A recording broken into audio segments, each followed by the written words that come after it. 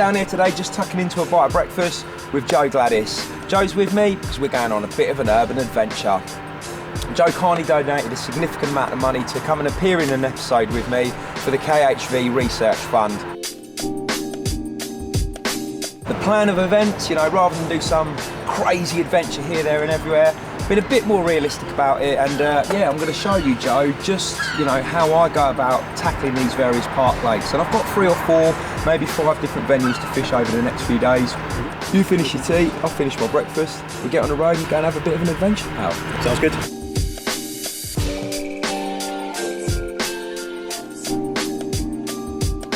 I've been fishing park lakes as long as I can remember, and I'm still loving doing it as much today as I did back when I was really young.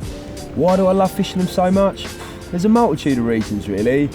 I suppose more often than not they're quite quiet, especially from an angling point of view. A lot of carp fishermen tend to ignore them, preferring to go to their club waters or syndicate lakes instead, which means rocking up of a night time, you never really see anyone. In the daytime, of course, the places are a lot busier. I actually love that. I love engaging with the general public and, mixing with different people from different walks of life. And I like hearing their stories. They can listen to some of my stories, and there's no greater buzz than when you get a fish out and it's on the bank and people come around to see it. 9 times out of 10, they've never seen a carp before. They didn't even know carp lived in their local park lake. Well, we've arrived at our first location, which is a park lake right in the centre of Chelmsford. I've never fished here before. To be fair, I'm not entirely sure what's in the lake. I do know a couple of lads that have fished it, and I've seen the odd photo, and there are some really special fish. And that's one of the great things about these park lakes. There's an element of mystery to it, and for sure, in many cases, the fish are absolutely banging, and this park lake's no exception. And there's a small possibility we might catch a very special carp. You ready, Joe? Get down there.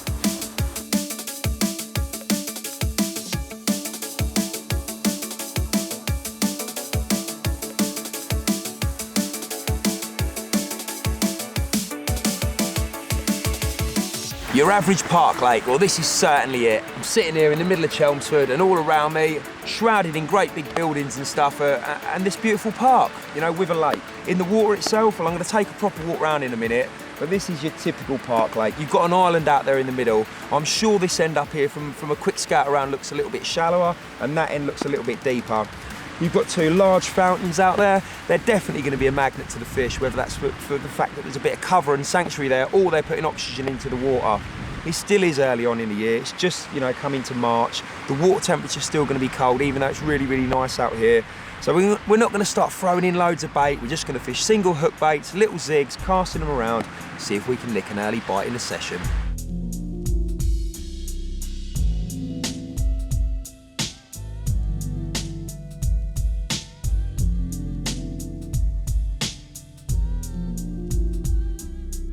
Morning, fella. You alright? Yeah, how are you? You catching them? Not really. Quiet? Yeah, it's been really quiet.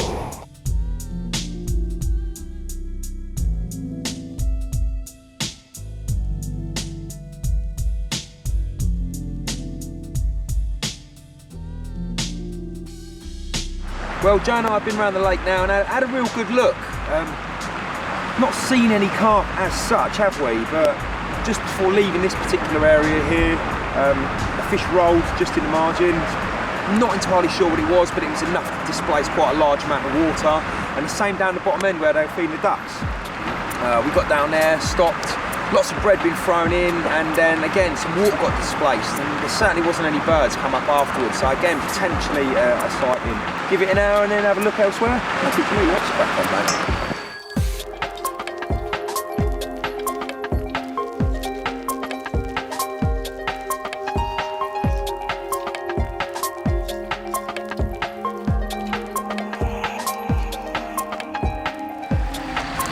Yeah, I'll show you that Ronnie rig, swivel rig that we spoke about on the way up here, mate. This rig here I use with a lead grip system. Yeah, so just taking one of these quick change swivels. This particular version has been designed for fishing with a helicopter rig.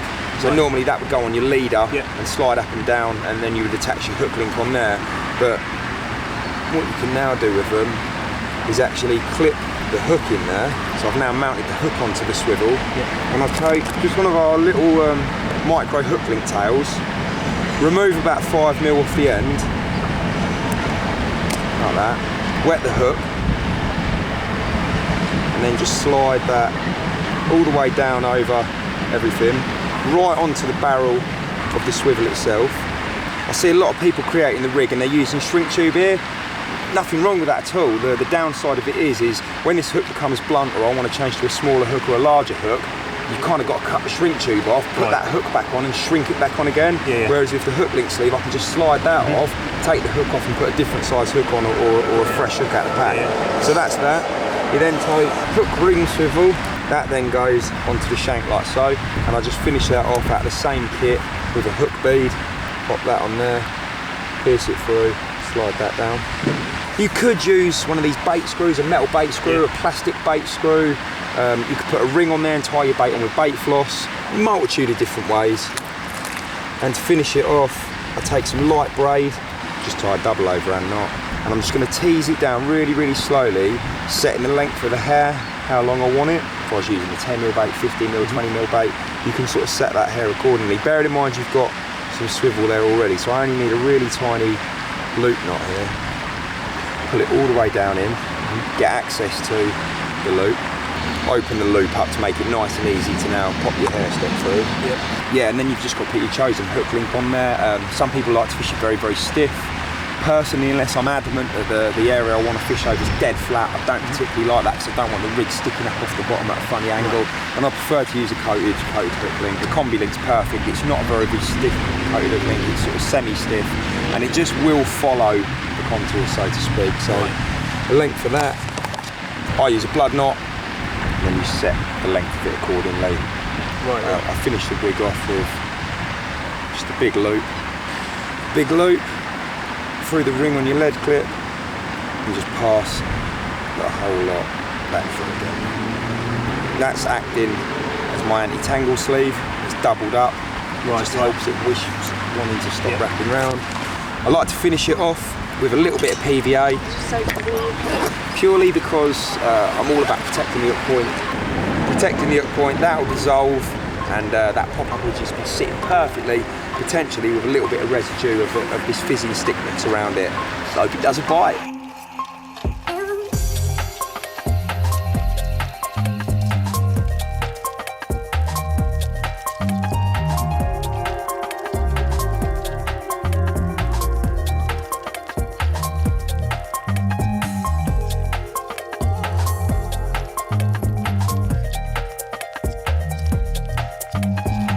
You know, a lot of people would associate sort of urban park lake fishing with being quite grimy and dirty and all concrete and stuff, but actually some of these park lakes are incredible, and even if they are in big cities or busy towns, the backdrops can be second to none, especially at night when all the lights come on. And the final thing, of course, it's the carp that reside in these places. You just never know what you're going to catch. It really is a genuine surprise, and a lot of them are untapped and unfished. With 3 rods positioned, I was already starting to get impatient, so I left Joe in the swim and went off in search of some carp.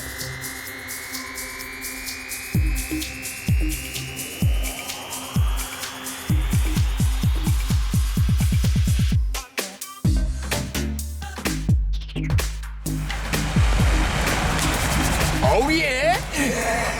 Oh yeah! Oh mate, look at that!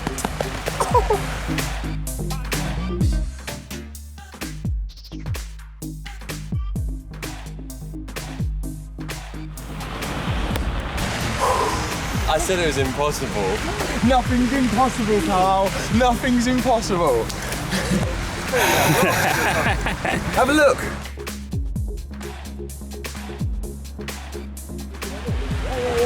Could be one of the biggest things, isn't it? Could be, man, could be. Sitting about getting some sun, warming up, and Do we want to get a the little right hand rod dropped back a little bit and then screamed off. And yeah, run over, grabbed hold of it, and got a decent common. Have you seen such a thing before? No, I haven't. So basically the rig completely slides all the way up like this. That's it, like that. That'll sit just like that with the popped up bait. And he sucks it in. They can easily suck it in He like feels that. the hook. Yeah, he's nailed. And he bolts. He's nailed. The lead weighs it down here. It comes into play. Yeah, Buzzing! There you are, buddy. Bit of teamwork. Indeed. I'll be honest, Was not expecting that.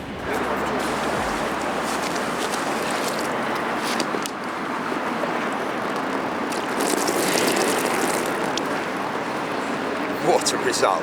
Probably been here an hour and a half, 2 hours, and the island did look like an obvious place. It more often than not is an obvious place. You've usually got some good undercuts. There was some great overhangs there. Flicked a little 10mm shoddy. I wandered off to do some stalking, and Joe done the hard work and reeled in this absolute Park Lake stunner. Don't think we're going to hang around too much longer, mate. We'll get on the move. We've got plenty of other Park Lakes to go and do some exploring at, and we can leave here with our heads held high with a big smile on our face. Big ups. Perfect. Result. Before packing away and heading to the next location, we bumped into another fellow angler who was keen to show us some amazing pike and perch he caught from the nearby River Chelmer. Boom.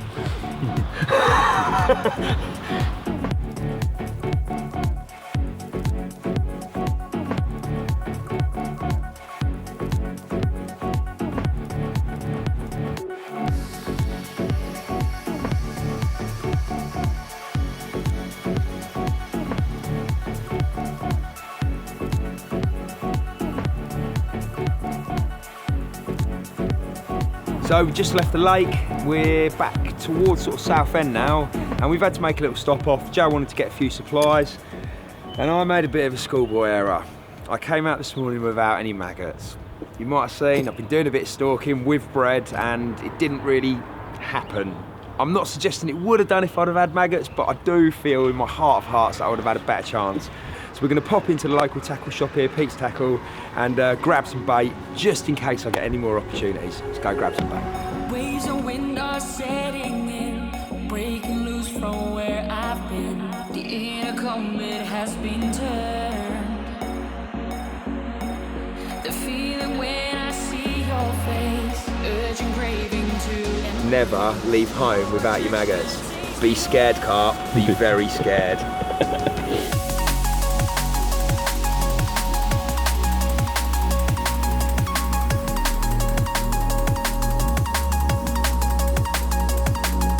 Yeah, so we've just got to Shrewsbury Park and had a little bit of a wander around.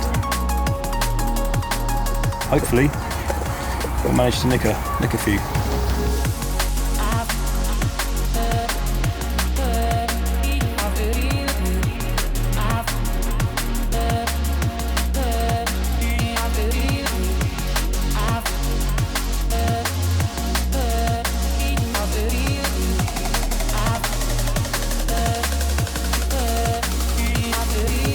All park lakes are very different, but to be fair, they have a lot of similarities. When I'm approaching the park lake, I'm looking for sort of specific things. I'll do a couple of laps, definitely try and speak to the locals. They're going to be a great source of information, whether that's the guy that sits on the bench watching the water all day long, the local bailiffs, those sorts of people are going to have information. As well as that, there's going to be specific areas in the lake that I'm looking out for those fishing. There might be islands, there's definitely going to be bird feeding areas, deeper areas, shallow areas. You know, some of the places I've been in Europe, there's places where people swim. All of these areas are going to attract the attention of the carp. Once I've sort of tracked down the fish, my approaches are very, very simple. More often than not, I'll use the chod rig because of the minimal disturbance and the fact that the rig's presented perfectly every time I cast out, with just a light scattering of bait over the top.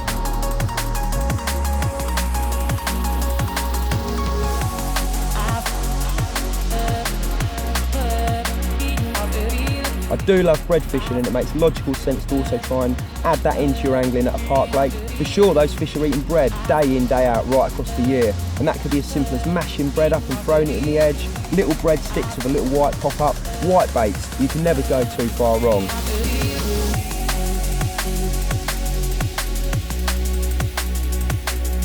As well as that, I love my stalking, and you can get into some right nooks and crannies on these park lakes. Places, you know, a little bit off the sort of main drag, the main path. Go places where others, you know, won't really or can't get access to, and that's where you're likely to find those carp, especially in the daytime when the park's busy.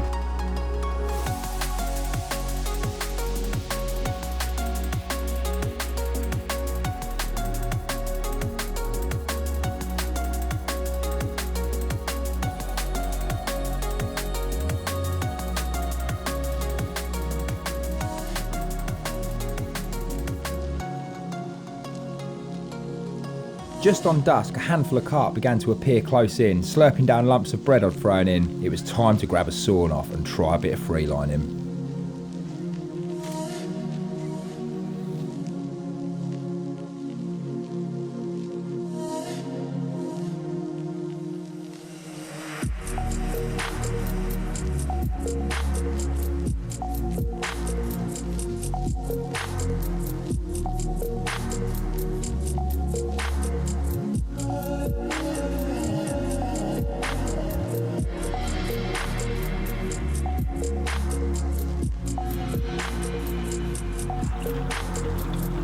Well, I probably sat there for, I don't know, probably getting on for 15 minutes with a piece of bread on the surface, and there was one carp very reluctantly taking pieces.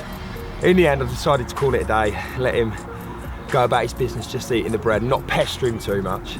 And Ollie was like, there's 2 carp taking. I quickly turned around, pinged a piece of bread out, and this one immediately came up and just snaffled it off the surface. What an incredible Park Lake carp. Cannot believe I've not fished here before. It just goes to show you, just round the corner from where you're living, there can be some amazing surprises.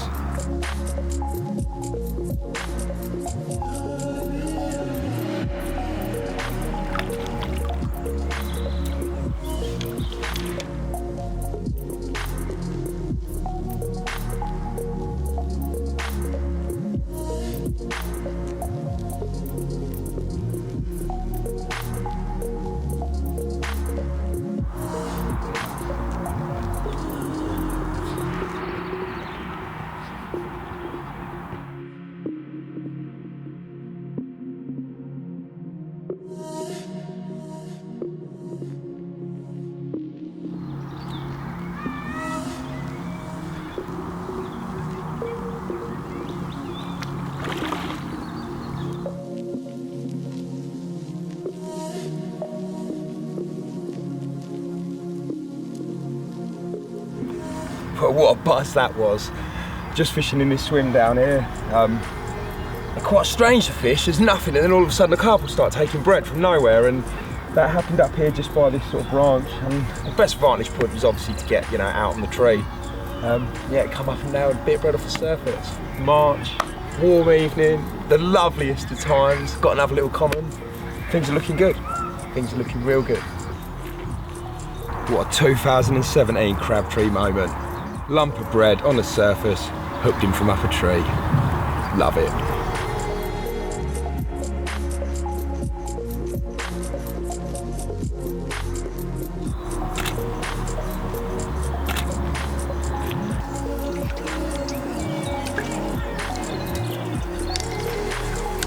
Yes, that's fish number 2. And we've not even done our first night yet. It's really, really mild, definitely looks good for a bite. See what happens over the next few hours.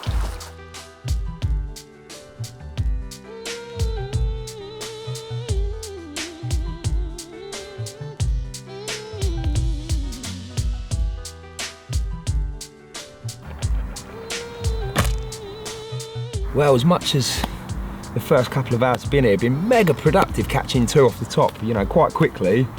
I don't feel I've got it quite right. I fished 2 choddies out in a gap in the rushes over there, and a little zig. It's only probably just short of a foot, just a bit further around to the left, and I've had next to no indication. The fish are definitely quite active, they're moving around, and I spoke to John the bailiff earlier, and yeah, he gave me a bit of a tip off, and it's important you try and get as much local information as you possibly can. And he told me his boy come down last night with a friend. His boy used pop-ups, had 1 bite. His pal used bottom baits, had 4 bites. And there's got to be something in that. So I've already wound one rod in, changed it over to a solid bag with some key cray and just some pellet, and give him a bit of grub. And I'm going to do exactly the same on the other rod now. Again, fish them out to the same area. I'm convinced the fish are holding out in those rushes. For sure they're moving around, but there's definitely a population out there, and see if I can nick a faster bite that way. As I say, I've not been greedy, but I do feel, those bobbins should have gone up and hit the blank by now. Let's get another bag out there and see if that works.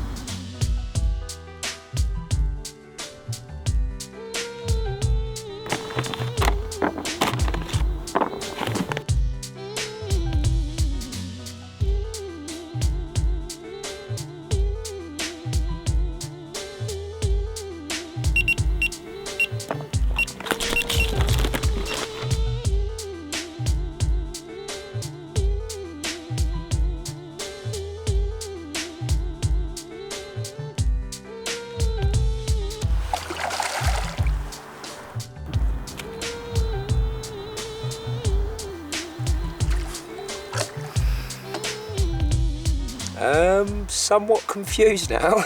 It's kind of thrown a bit of a spanner in the works. Just sitting there doing tying up a new solid PVA bag to put onto this rod, and he's gone. He's gone. That's the great thing about carp fishing. You never know when it's going to happen.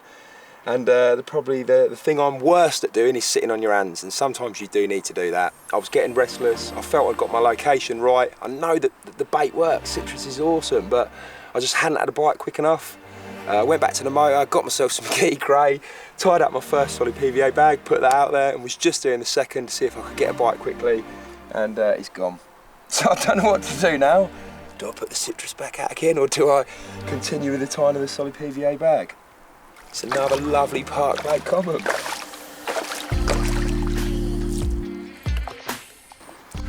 There's steam coming off him. I swear down. Yeah, there is. There is, mate, yeah. Smoking. Sorry.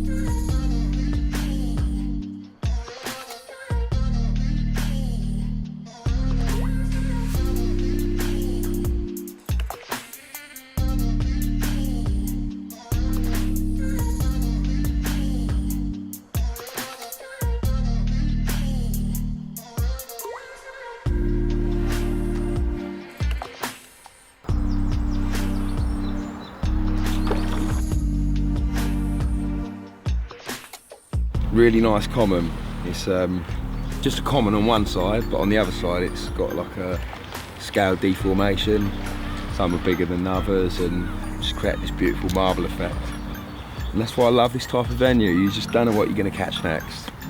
And this one's no doubt a true little Park Lake character. Well, after the lads went to bed, once we'd had our Chinese, the night sort of passed quite quietly until about 4 o'clock this morning, and then things started to kick off. First of all, I woke up and actually got on it. I started making a few recasts, putting a little bit more bait out, and yeah, caught 3 fish quite quickly. Interestingly enough, I had 2 rods on the citrus and 1 rod on the key cray, and all 3 bites came to the key cray. So big ups, John, and yeah, well done, Louis and your pal, for coming over here and giving me a bit of inside information, and that is, they're not massive fans of pop-ups right now. You know, they can be quite blatant, a pop-up sitting up off the deck, and yeah, by simply changing the solid bags of little 12mm key cray down on the bottom with some pellet and stuff that they can grub around close to the lake bed, it's caught me 3 bites quite quickly. Check out those scales along the top of his flank. For sure, John and his team of bailiffs have done a cracking job over here. Place is tidy, the fish are nice, and it's not going to be the last time I come and wet a line here. Lovely morning Park Lake brace. These 2 and another common, all caught on the key cray, all packed up inside a solid bag. Yeah, switched my tactics up last night, and for sure it worked. Who knows, if I'd have stuck on the citrus, little 10mm choddies, maybe I would have caught some more fish. You never know, but you've got to chop and change, and I'm really happy I managed to get some bites in the way I did. Going to spend the next sort of half hour, 45 minutes just sitting down with Joe, having a brew and running through, you know, the rigs I used to catch them, how I went about setting them up and stuff, and then we're going on for another part of the adventure. It's only a Park Lake up the road from here. It's quite small in size, but there's some real stunning fish in there, and I've been told even a couple of koi. Yeah, so just quickly, Joe, I'll show you my chod rig setup, which obviously we used on the Park Lake. Brought in that beautiful common, and as soon as I got here, flicked out some more choddies. It's my go-to rig. When I turn up at water, 9 times out of 10 I'll have 2 or 3 rods set up with a setup like this. It means I can immediately take them out of the rod skin, assess where I believe the fish to be, and make some casts. Right. Fishing. You know, and that's really important to me. When you're on limited time, you may be doing a few hours after work, or you know, you might have an overnight, for example. You need to get something out there very, very quickly that's fishing for you, and that rig always works. I always opt to fish with a 10mm bait if I can get away with it, just because if you look around, most of the lakes you fish on, people will be using 12, 15, 18, 20 millers. So to go really small, I just think it gives me a little edge. And that's about it really, mate. I know you've seen them before and probably dabbled with them and used them yourself, but I can't speak highly enough of the rig for something to be able to take out of a rod skin and cast immediately into the lake and it be fishing. And you've seen the results, you know, we've caught some fish using it. That said, last night, started to doubt it. Sat here, I felt like I got everything bob on, fishing nice and tight to the rushes, but just wasn't getting a bite quick enough. In the end, I eventually did, but it took a lot longer than I'd anticipated. And in that sort of interim period, I decided, no, I'm going to try bottom baits. You know, and I mentioned to you, I spoke to the bailiff, and his son had fished with his pal and struggled on pop-ups, but his pal had caught quite a few fish on bottom baits. So the next port of call was a good old solid bag. Again, we touched on this yesterday. You said you'd sort of used them in the past, but what, just fell out of love with them? Not massively. Yeah. I've not really ever had a real need to use them. Again, for me, the big benefit of that is fishing. Once that casts out into the lake, it goes down on the bottom, it dissolves, and I'm left with this parcel of food. But more importantly, my rig's perfect, everything's fishing. And in somewhere like this, again, it means I can rock up, bang, bang, bang, and flick them out nice and quickly. You can pre-prepare them, so you can have a few done, and I'll probably do that when we get to the next venue, get a few of these tied up. The rig itself inside, dead simple. I'm just fishing an inline lead, a very short hook link. I've got a blowout tube rig, but it could be a little KD, it could be anything really, rig sort of hook presentation wise, and just a little small key crate bottom bait, all packed inside the bag with some sort of fine pellet at the bottom as to not blunt my hook point, and then a bit of flake and crushed boilies and some larger sort of 6mm pellet. Dead simple, and that's what done me those 3 bites sort of in the early hours of this morning.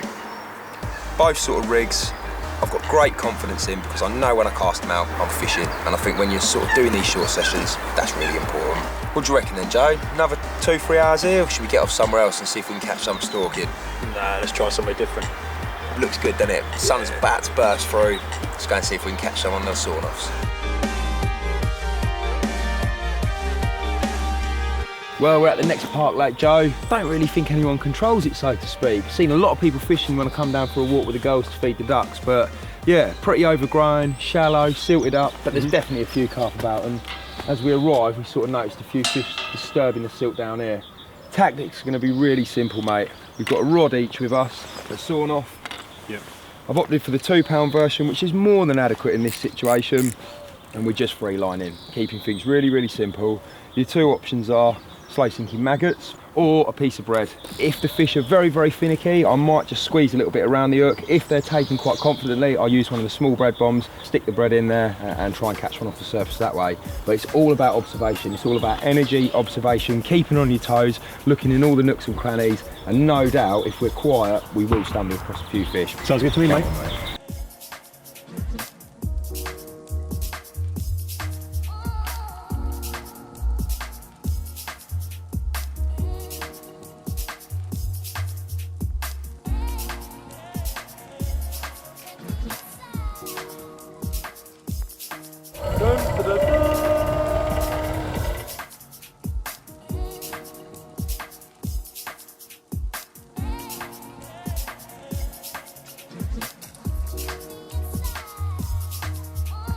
Well, that's more than enough danger fishing for one day. I've now missed 3 carp. It's early on in the season, ain't quite got my eye in yet, and I'm striking straight out of the fish's mouth. Gonna try a slightly different attack. Gonna try a big bit of bread. Not ideal because the fish are really, really cautious, but it allows me to fish with a bread bomb, a bigger hook, and fish it from this angle here, and hopefully, if I am lucky enough to get another bite, should make landing them a lot easier as opposed to jumping out of a tree when I've just got changed into some fresh clothes. Let's try this.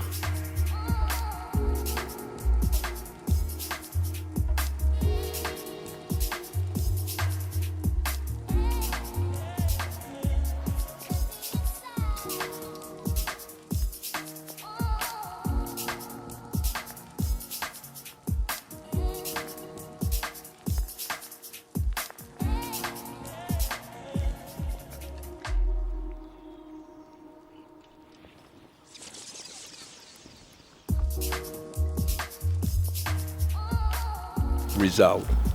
a little bit of a change of tactic. Stopped climbing trees and got down onto good solid ground, got my footing, stuck a bread bomb on, and yeah, it worked straight away. Sweet, love it when a plan comes together. Well, it was somewhat a frustrating couple of hours, but very much a lot of fun all the same. Had to work for these ones. Frustrating? Yeah, it was exciting. Yeah, exciting, yeah, very exciting. Yeah, 2 more lovely Park Lake Commons. Gonna get on the move again now to our final destination. Quite a historic Park Lake for Essex, Lake Meadows in Billericay. I'm going to see if we can get one slightly larger than what we've had up till now, but yeah. Get amongst some more, yeah.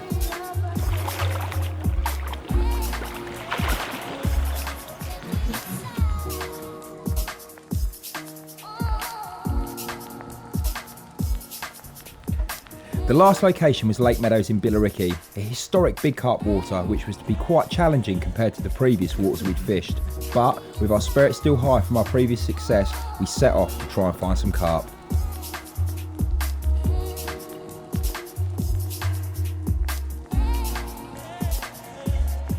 Well, there's a gentleman on the other side of the lake and he's came down for a day session. He started up at the top end, on the back of the wind, saw nothing, decided to come down the bottom, saw nothing other than a fish jump called April, which is one of the AAA star team, and he caught it. 28 pounds, yeah, incredible carp, beautiful scaly mirror, and he's made up, I'm made up for him, and my sort of gut instinct was right. It would appear that the fish have come down on the wind. So Joe's going to jump in, a bit further down, mate. Yeah, a bit further down. Fish 2 rods out to the island. I'm going to go and get the baiting pole so we can get some real accurate placement in amongst the sort of overhangs and stuff. I'm probably going to flick a couple of sawknifes even further down where it's very, very shallow, but fingers crossed there might be still, you know, a few fish knocking about down there. And I'm definitely going to keep my eyes on this bit of water here. You know, from this point you can see pretty much the entire lake. It's going to flatten off no doubt just on dusk, and yeah, fingers crossed we might see some shows. Have a choddy at the ready. Let's try and catch one.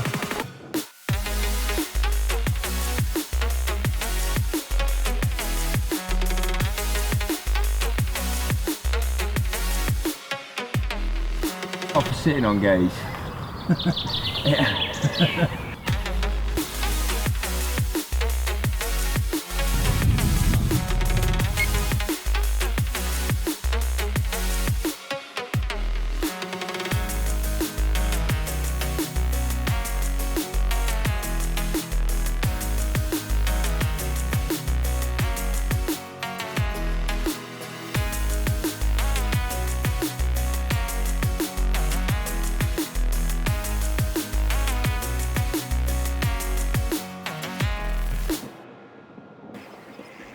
With no more carp sightings, we positioned the rods for the night ahead, fingers firmly crossed for what the night would bring.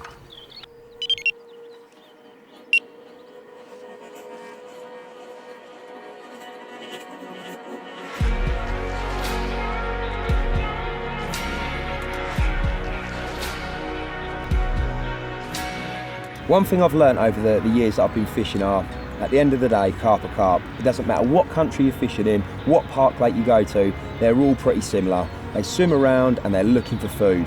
You just got to go there with bags full of energy, an open mind, embrace the surroundings, the environment and the other park users, and have a lovely time. Just have an open mind, you know, when you're going about your day-to-day business. If you see a bit of water and you think there might be carp in there, odds are on there will be, and they'll be well catchable if you put your mind to it. Yeah, last night was uneventful. It was just like rods out, bait out, but just no action. Apart from the geese, they were relentless all night. Well, that's our 2.5 day sort of adventure come to an end, Joe. We've done really well. We've caught some fish from everywhere.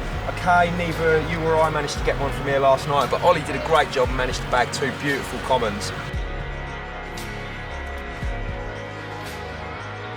Yeah, I hope you've learnt a lot, and I hope you can go away, Joe, and sort of take what you've learnt and put it into your own fishing, you know, and maybe go about catching, you know, some park lake fish for yourself over the years. Big ups, mate. Thanks for coming. It was a great session, mate. Well done. Awesome. Well Thank done. you.